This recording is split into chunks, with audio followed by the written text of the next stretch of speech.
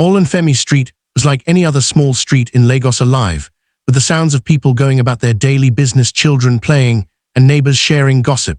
It was a place where everyone knew everyone's name and no secret stayed hidden for long. At every corner, people greeted each other with a smile or friendly wave, and no one ever passed by without saying good morning or good afternoon. Among the familiar faces was Baba Ari, the elderly man who had lived on Olorunfemi Street for as long as anyone could remember. Every morning, he sat outside his small bungalow, his transistor radio playing softly as he sipped from his cup of hot pap. Baba Ad wasn't just another resident, he was the unofficial watchman of the street.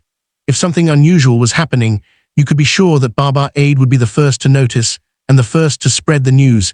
There was also Chidinma, a young woman who helped her mother run a small provision shop on the street. Chida was known for her quick smile, friendly attitude. She greeted everyone who walked past, and if you didn't greet her back, she'd call after you. Our brother, fit greet. At the end of the street stood a small Amala joint run by Mama Iyabo. Though new to the area, she had quickly become a part of the Olorunfemi Street community. From the day she arrived, her cooking had drawn in a crowd. Her Amala jiri and you was so good that people came from nearby streets just to get a taste. But as peaceful as on FEI Street appeared, something strange was happening. Something that nobody but the dogs seemed to notice. Mr. Benson, who lived in the house right next to the Amala shop, had two large dogs. Normally, they were quiet and friendly, wagging their tails at familiar faces and barking only when strangers passed by.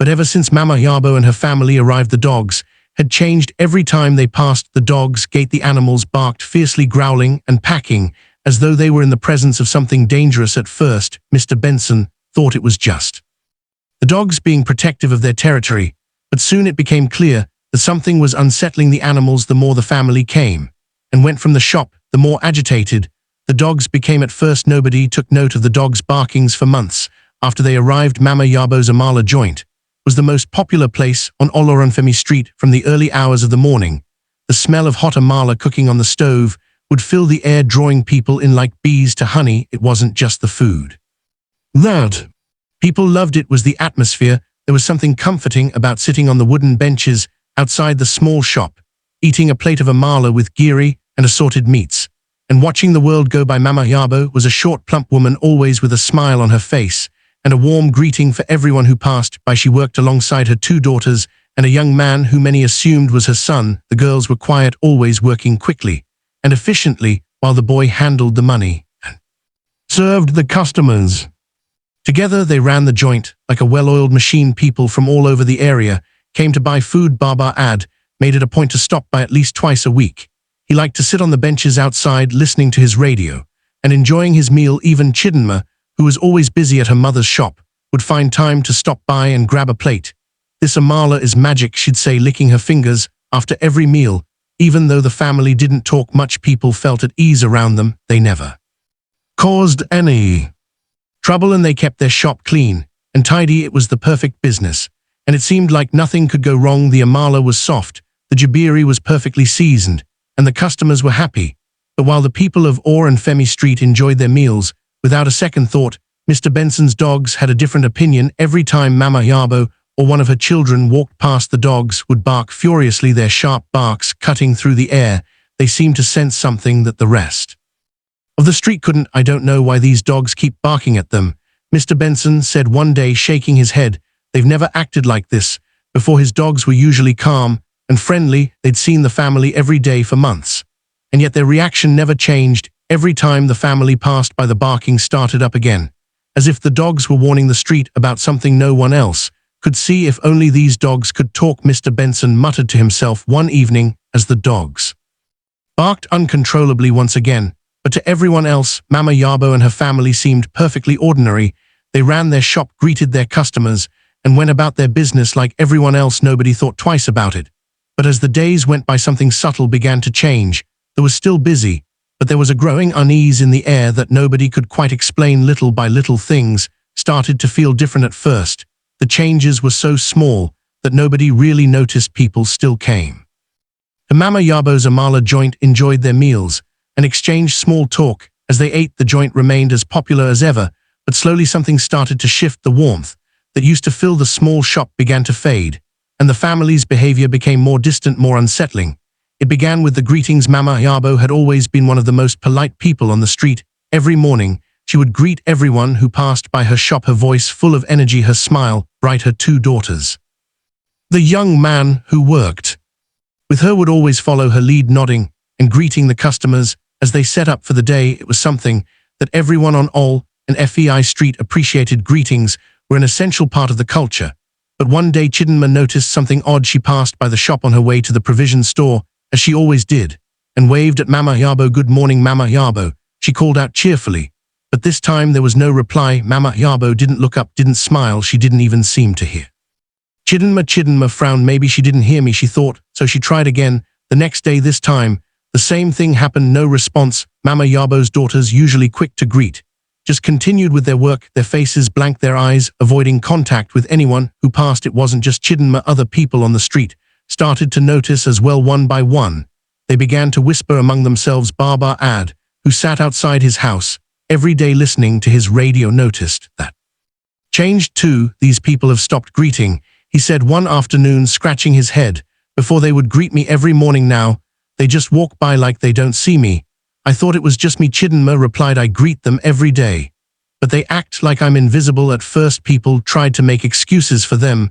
Maybe they were tired running an Ala joint wasn't easy after all. But the strange behavior continued, and as the days went by, the family became even more withdrawn. They no longer spoke to the customers the way they used to. They served the food, took the money, and went back to their work in silence. Even when the shop was busy, the atmosphere felt cold, almost eerie.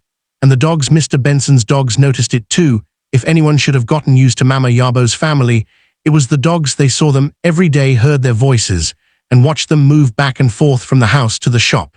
But instead of growing accustomed to their presence, the dogs seemed more agitated than ever.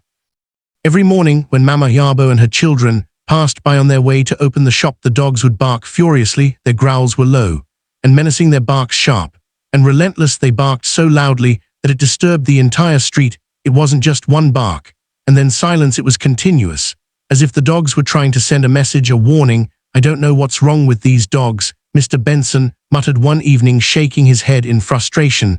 "They've never acted like this before. Every day it's the same thing. As soon as that family walks by, they go crazy." It wasn't normal, and Mr. Benson knew it. His dogs had always been friendly, calm, even around strangers. But something about Mama Iyabo's family was different. Chidinma, standing outside her mother's provision shop, watched the scene unfold. One morning, the dogs barked violently, packing back and forth by behind the gate, their eyes locked on the family as they passed by. Yet Mama Iyabo and her children didn't seem bothered at all. They didn't flinch, didn't even look in the direction of the dogs. They walked silently to the shop, opened the door, and began their day as usual. "What is it with these dogs?" Chidinma asked, turning to her mother, who stood beside her. "I don't know, but it's not normal. Dogs don't bark like that for no reason." As the days turned into weeks, the whispers on Olorunfemi Street grew louder. People who had once adored the Amala joint now felt uneasy.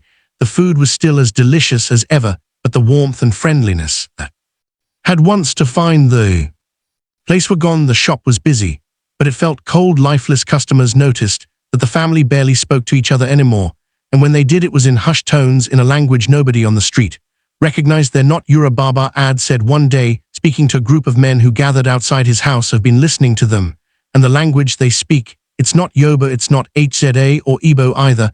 I don't know what it is." The men nodded in agreement. It was another strange piece of the puzzle that nobody could figure out. As the mystery deepened, so did the tension on Olorunfemi Street. The dogs continued their relentless barking, and people continued to whisper, wondering what had changed. Why had the family become so distant? Why were the dogs so disturbed by them? Was there something they were hiding? Nobody had the answers, but one thing was clear. Something was wrong with the Amala sellers. The people couldn't see it, but the dogs could. And if only they knew what the dogs were trying to say. As the weeks passed, the unease on Olorunfemi Street grew stronger. Mama Iyabo's Amala joint, once the bustling center of the neighborhood, still drew customers.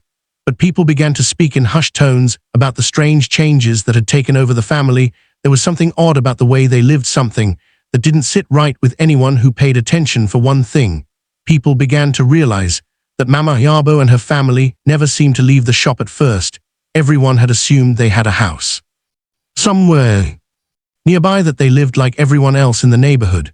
But as time went on, it became clear that the family actually lived in the small restaurant itself. The shop wasn't large, just a single room with a kitchen at the back, and it had no windows, yet every night after they closed up, the family would stay inside, and nobody ever saw them leave. It didn't make sense. Lagos was known for its sweltering heat, especially during the dry season on nights when the temperature soared, when even the wind refused to blow. People on Olorunfemi Street would drag their mattresses outside, hoping to catch a breeze.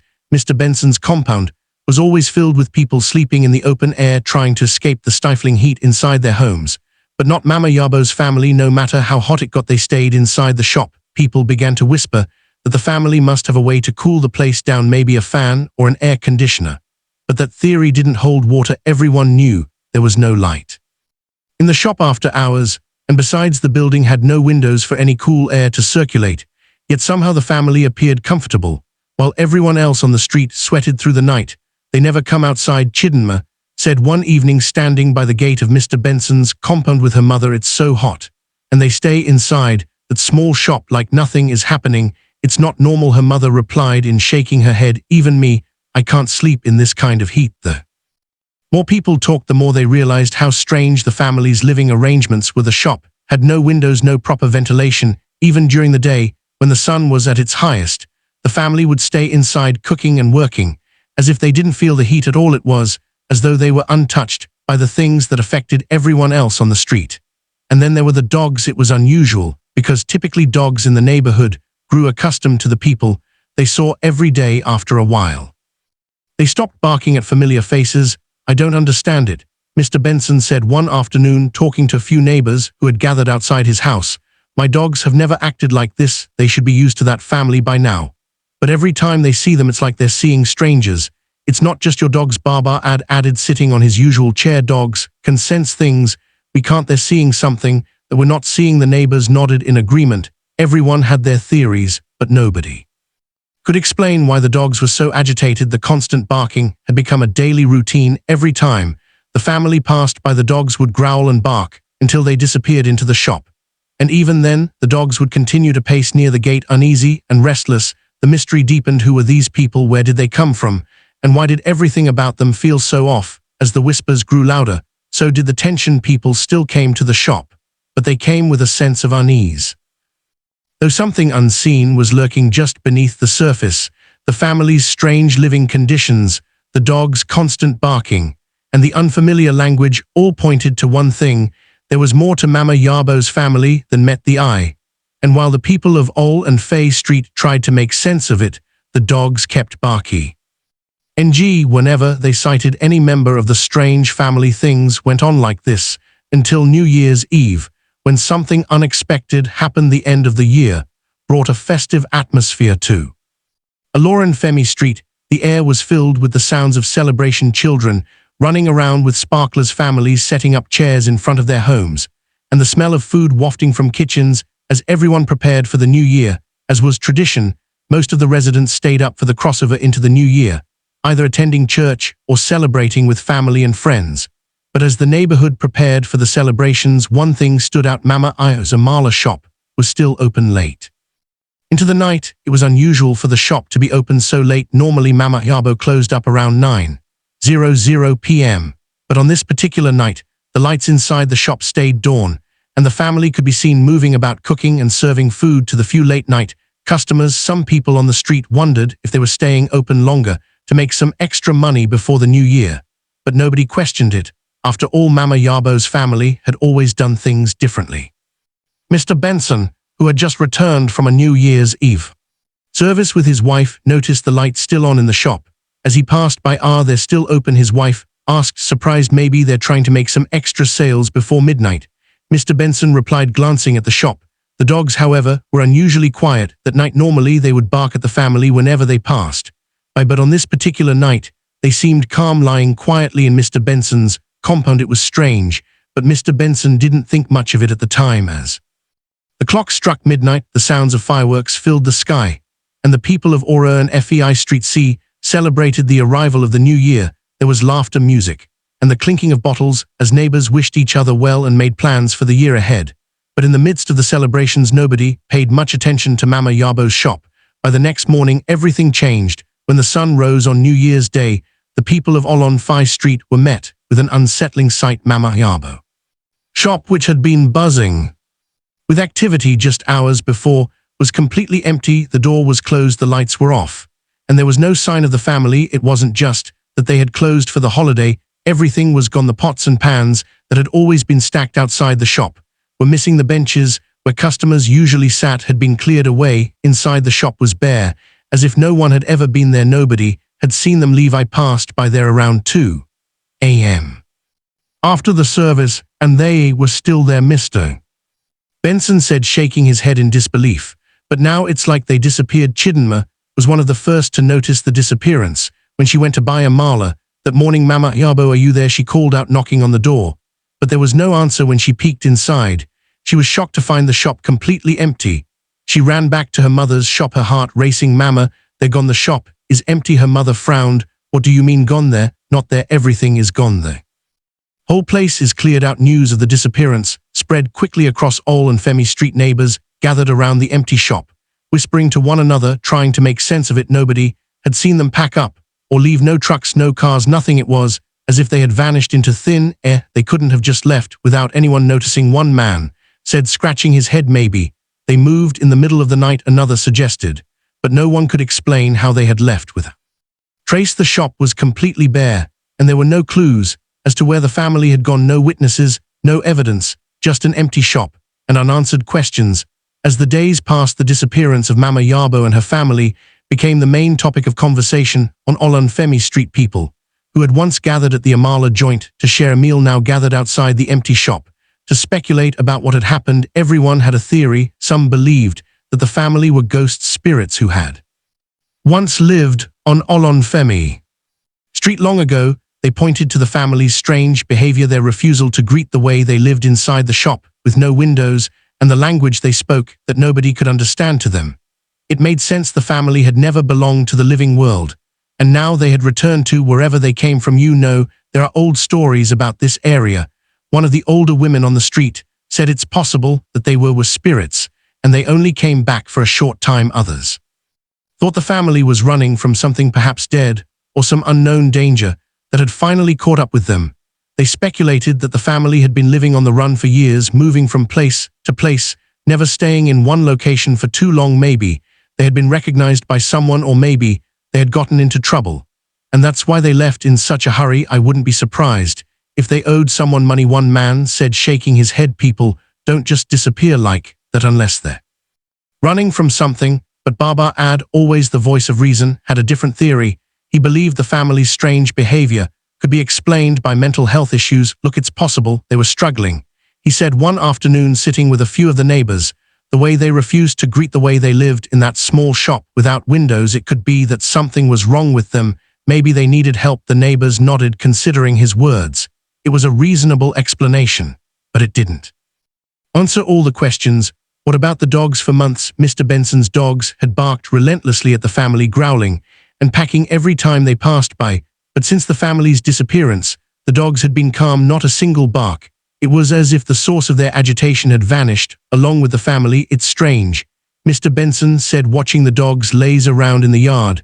They haven't barked once since that family left. It's like whatever was bothering them is gone now. The fact that the dogs were no longer barking only fueled the rumors that the family had been something more than human. Maybe the dogs knew all along, Cheetah whispered to her friend. Maybe they were trying to warn us. As the weeks passed, life on Olorunfemi Street slowly returned to normal. The noise and bustle of the neighborhood continued, and people went back to their daily routines. The empty shop, where Mama Iyabo once served Amala, remained vacant, a silent reminder of the mystery that had taken place. But the story of Mama Iyabo lingered in the air, like a ghost haunting the street. Chidinma, who had once visited the shop every day, couldn't stop thinking about the family. Where had they gone? Would she ever see them again? She walked past the empty shop every morning on her way to her mother's store, always half expecting to see the family return. As for Mr. Benson, he still found it strange that his dogs were back to their old calm selves. For months, they had barked endlessly at the family, but now they lay quietly in the yard, as if nothing had ever happened. In the end, the mystery of Mama Iyabo and her family remained unsolved, whether they had been ghosts struggling with mental health or simply running from their past. No one could say for sure. The people of Olorunfemi Street had their theories, but the truth remained elusive. Life went on, but the story of the Amala cellars would never be forgotten.